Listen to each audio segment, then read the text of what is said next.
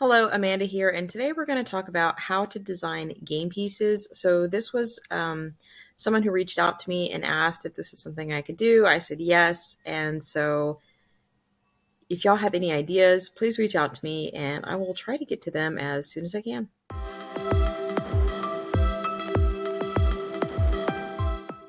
So, I've been getting a lot of questions lately, and the first thing I want to answer, and I'm probably going to mention this every time just because these were some of the best years of my life, but that's where I went to school. So, I went to school in New Mexico at New Mexico Tech at this school, basically primarily for engineers, but a lot of other STEM professionals, but it's located in the middle of the desert. If you're considering a great, affordable, really rigorous education, so you really know what you're doing before you're allowed to leave there. But it's located, like I said, about an hour south of Albuquerque. And I'm going to put a link down below and probably list some really cool pictures up above so that you can see those up here. Um, Great school. I can't recommend it enough. If you're considering getting any type of STEM degree, check them out, and I promise you won't be disappointed. So we have lots to cover today. I'm going to try to do a very generic kind of um, teaching to this because depending on your design and the way that you want to design it, yours is going to look different from mine. So I'm going to use a image. So I like to use images to draw my pieces in CAD because it helps to keep everything nice and clean. Sometimes I mean, you can draw something by hand, save it as an image, and upload it in here, and then trace it. So tracing is, to me, the best way to make sure that you have your item like identical to what you've drawn by hand. I'm going to actually use a picture that I found on the internet. I'm going to talk a little bit about it. Um, so I've already saved it to my computer. I can't remember the two. I think it's like a JPEG or I can't remember the other image extension, but those are the two. It's a JPEG and it's like a PNG. So I think those are the two images. There might be more that can open up in Fusion. So I've already saved that to my downloads and I'm just going to open it now. So I'm going to go up to insert. So you could either click on this blue image, that's the same thing as insert, or you can just left click on insert. So I'm going to left click on insert here. And then I'm going to go down to, that's not giving me the option for image. So I'm actually just going to click on the blue thing up here. Maybe I missed canvas somewhere. It used to be insert image, but I guess they've changed it. Okay, so you can left click on canvas here as well. So in order to open that image, I'm going to left click on insert from my computer because I did save it on my computer. I'm going to go to downloads and it's this dog right here that I'm going to create. I'm going to go ahead and left click on that and then left click on open. And now it wants me to select a plane. I typically like to look at things from like the sky or like looking down. And so I always like to click on this bottom plane. So right here you can see, here's my image right here. It says this Bivens PNG. And the face is where you want to start inserting your image or inserting your picture. And notice how that blue box says select, indicating that it's ready for me just to click on a face. So I'm going to left click at this bottom face here. And then it gives me the option. I'm going to go ahead and look at this from the top down so I can see how big this piece is. And it generally inserts it pretty small. I'm using my rolly ball on my mouse to zoom in. Notice how this is my dog and it's actually sideways. I want to rotate it before I decide on that fixed part or like where I want to fix it to. I'm going to go ahead and left click on this circle and I'm just going to drag up 90 degrees. And so that's going to rotate it to where it's nice and straight. I'm also going to increase the scale. I don't really know what the scale is at this point, but you can also come back and edit this part if you need to.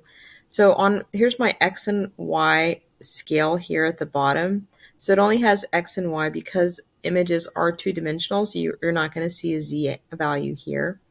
I'm going to go ahead and increase this value. Now I can increase it here, or I can left click on this circle, this, sorry, square, this white square here, and I can left click on it and go ahead and center it.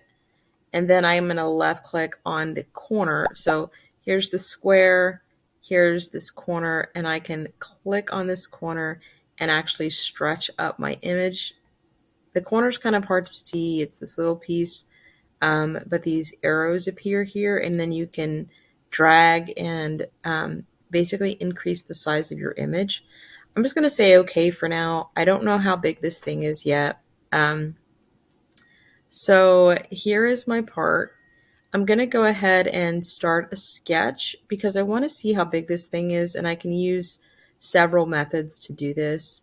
I'm going to go ahead and do create sketch, and I'm going to select the same plane that that image is on. So I'm going to go ahead and left click. So I'm now sketching. So if you look at the bottom left here, let's look at our timeline. So we have an image and then we have a sketch. So the image and the sketch in this case are not the same thing. I think you can embed an image into like an actual sketch, but in this case they're separate. Okay, I like to keep everything nice, separate, and organized because then it helps you to reference it should you need that. So I'm going to go ahead and go up to my units. I like units of inches just because my brain works slightly faster in that.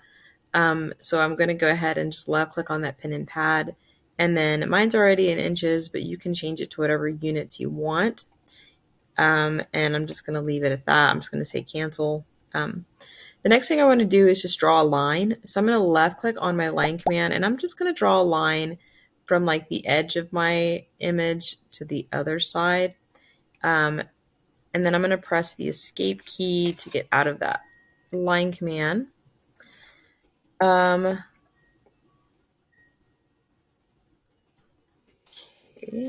let's see. My escape key for some reason is not responding. I'm going to right click and then just click on, let's see. Okay, never mind. My escape key started working. I guess there was a slight delay. Okay, so I just want to measure this line. I'm going to go up to inspect. So inspect allows you to measure things without changing the value of them. So it's not like you're dimensioning it. You're just kind of like want to know. So it's kind of like information that you just want to know, but not change or set any hard rules. And so I'm going to go to the top and left click on measure. And then I'm going to go down and left click on this line. So notice that this is going to be 1.54 inches long.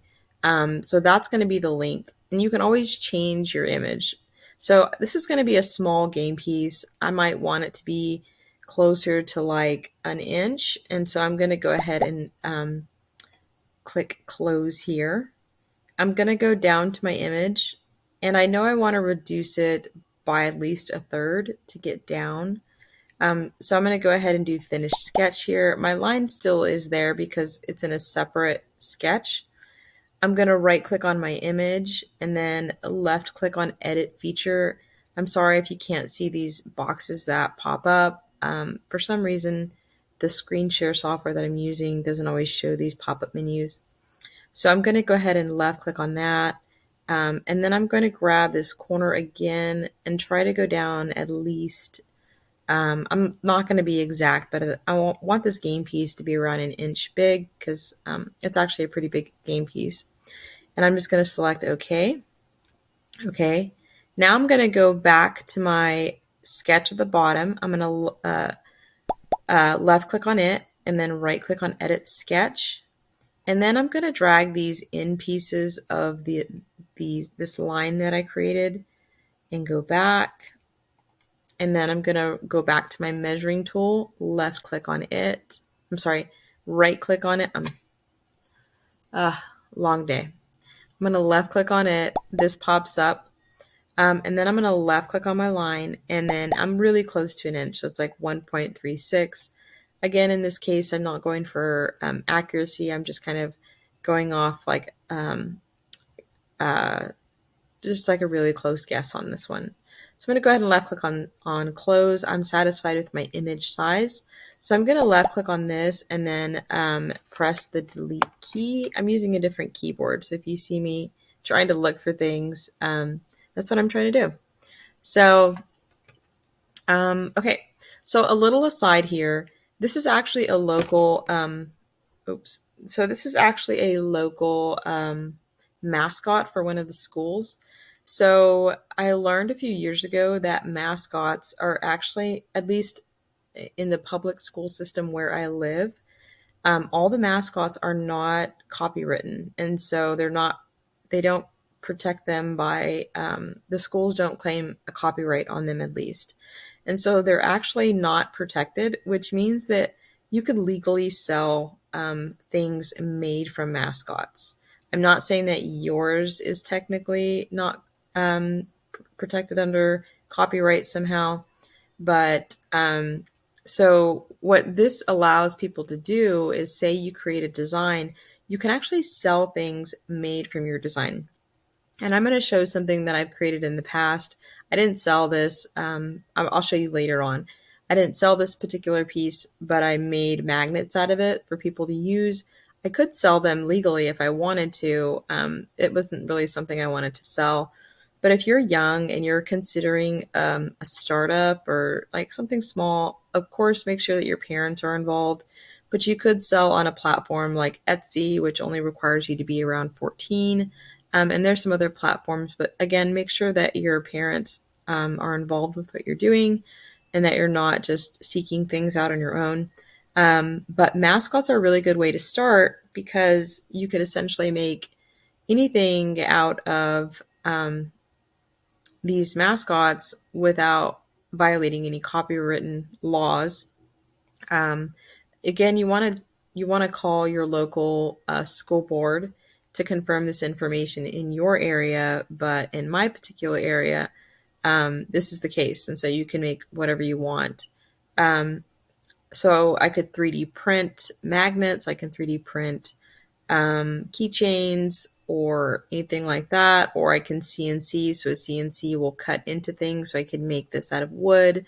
I can make this out of plastic, whatever I could possibly want. So just an idea that public school mascots, in some cases, are not protected, and so this is something that is free to use. And so this is a local like elementary school mascot that I just grabbed.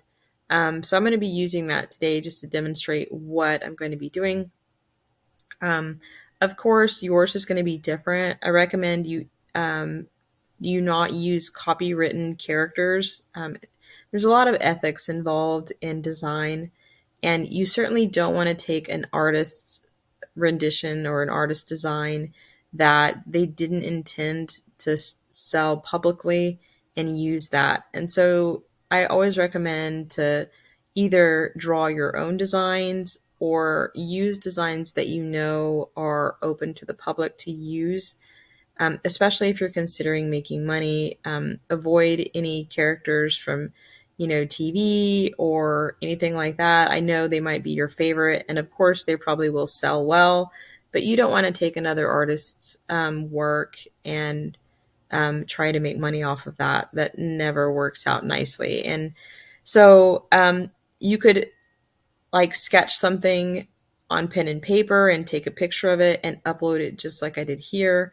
Or you can find kind of this open designs that you can legally turn into things. And I would recommend either going those two routes. So being really super creative and making your own, or finding things that are indeed confirmed open to the public. So just a little aside there.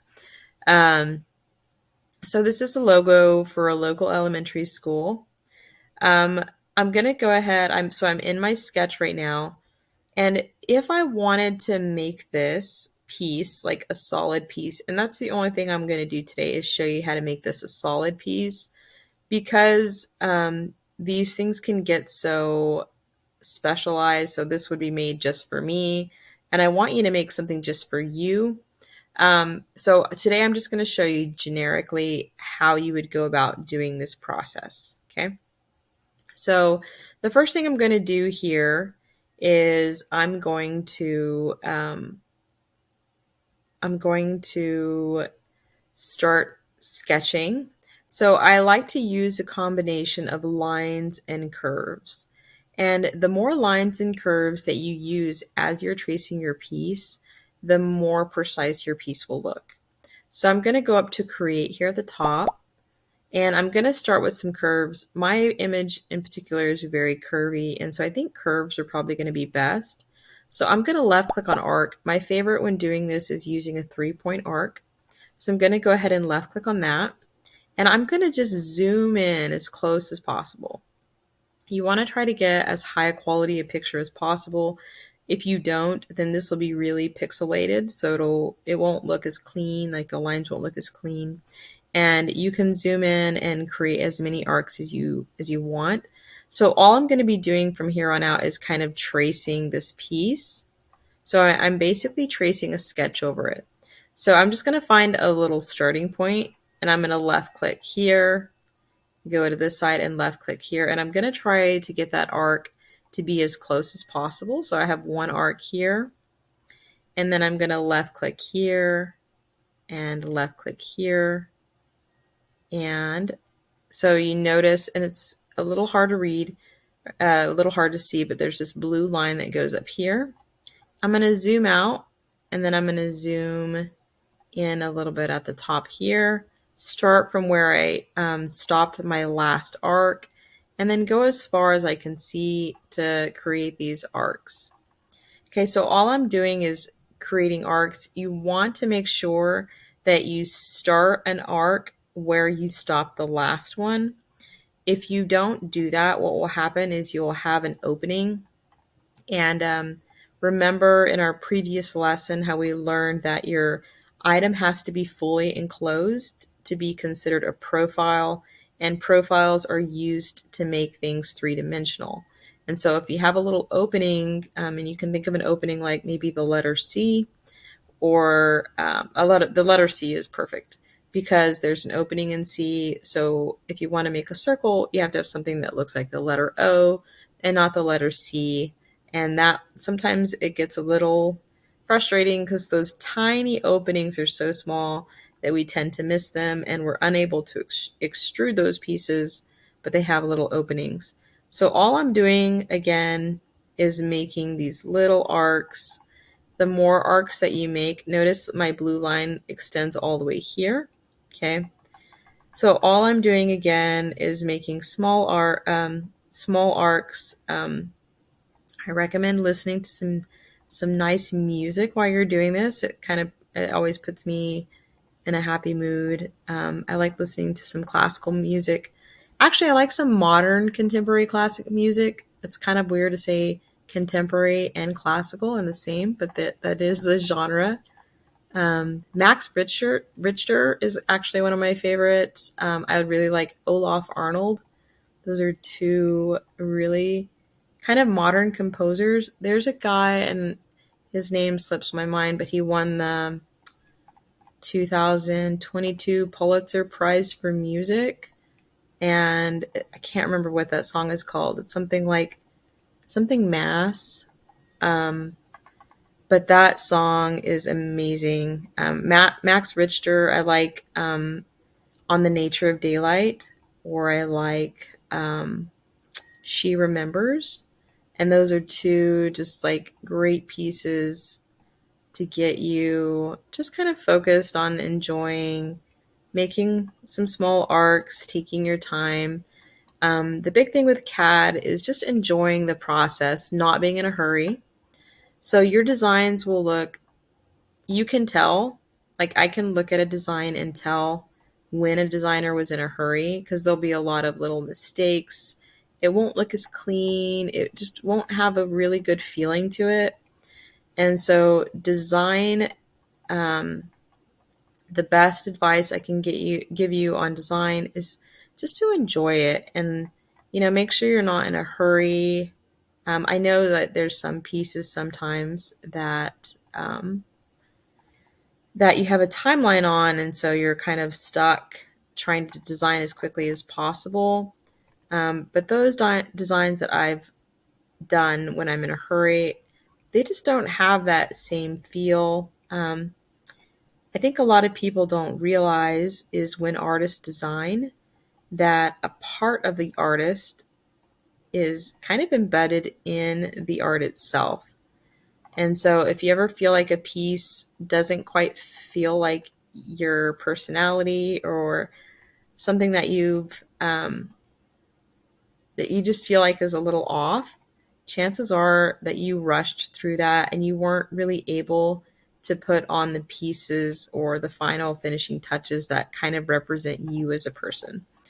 And so I recommend just enjoying it, enjoy the process. So again, I'm just making little arcs. I'm doing a bunch of left clicks. So left click. And notice how these are kind of straight lines, but I like using arcs because it gives it a nice kind of clean, organic looking type of line. And so again, I'm just tracing around this dog's body. It's going to get easier because these arcs here aren't as detailed as some of the little ones. And so notice how this blue line extends all the way here. Um, so Fusion is actually really good. If you notice these symbols up here, try to remember what those are. We learned those in a previous lesson. So you have a circle with a line through those. I'm going to give y'all a minute. Maybe y'all can remember what that's called. And I'm going to draw another arc here all the way down. So that symbol is called the tangent symbol, if you haven't remembered. And that just means that a line is touching the a curve or a circle at only one point. And so that's what you want whenever you're trying to extrude pieces, is you don't want lines to intersect themselves. And so ensuring that things are tangent to each other is a great way. So I accidentally popped out of my arc command, so I just have to go back up to here to create and left click on arc and my 3-point arc. Make sure I'm just taking my time finding those endpoints. And I'm going to go ahead and fast forward here, finish the rest of my design. I wish I could play Max Richter, but I might play another piece because I'm pretty sure that that one is protected under copyright laws, and I want to respect those. So I'm going to play something here, show you how I'm going to finish tracing this piece, and then we're going to go from there.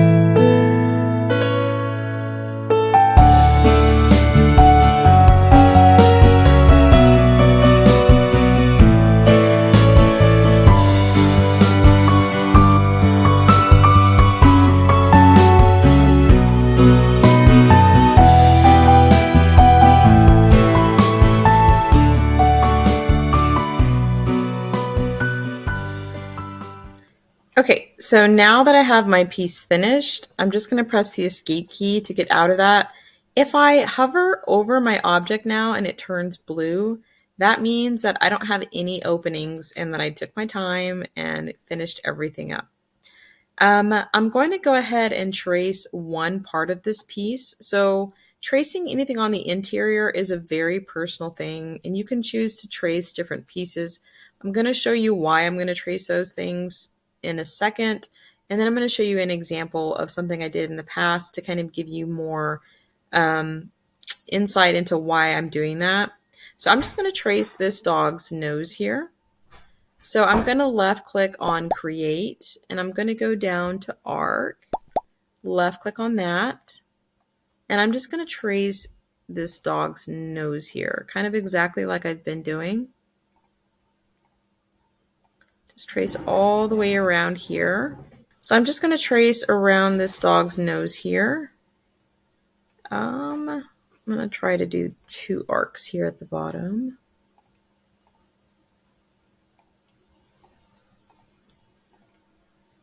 It's probably pretty close. Okay. So I'm going to go ahead and notice how I only have 2 things traced here. So I'm going to use the extrusion command and extrude 2 different parts, and you're going to see why I'm doing that. Okay, so I'm going to go and make sure I'm out of sketch. The next thing I want to do is get into my extrusion command, and I'm going to go ahead and extrude. I wanted to go ahead and extrude both the nose and the body in this case. And then I'm going to go back and just extrude the nose, and you'll kind of see what I'm doing here. So I'm going to left click on the body and left click on my nose. Okay. The distance, so you have to be really careful. You don't want to make things too thick. Remember, this piece is just 1 inch. So I'm just going to make this like maybe 0.2 inches. And then that's 1/5 of the width. Okay. I know everyone loves fractions. I'm joking. My students that I taught in the past, fractions for some reason bug them a lot. I'm going to left click on OK. Okay, and then if I look at my piece, I'm going to go down here, left click on my orbit command, left click on the screen. It's pretty big still. So even my 0.25, my 0.2. So I'm going to go ahead and edit that. I'm going to right click on my extrude, left click on edit feature, and I'm going to change that distance. Let's change that to 0.12. Okay, so that looks a lot better than the previous one that I did. Okay. So now I'm going to go ahead and I want to go ahead and hide my image for now. So I'm going to right click on my image in the bottom of the timeline here. And I'm going to left click on suppress feature. And so now you can't see it. If you go down to the bottom, notice how it kind of looks like a little ghost. It's kind of hidden. The next thing I'm going to do is I'm actually going to hide my extrude for now because I want to select the nose. There's this small little piece at the bottom that I can move back and forth. It's super hard to see. It's kind of like a stick, and there's a triangle at the top of it. If you click and drag those, it'll show you what it looks like to go back in time. But it doesn't actually change anything. It kind of gives you like a view of going back in time. Now my sketch is hidden, so I have to unhide my sketch. I'm going to go up to this triangle here on my design tree, left click on the triangle, and then I'm going to click this eye next to the sketch, and that unhides my sketch. Okay. Practice hiding and unhiding your sketches. After you sketch something, Fusion has the tendency to hide it just to keep that area clean for you. And so all I'm going to do is I'm going to zoom in and select that nose. Okay.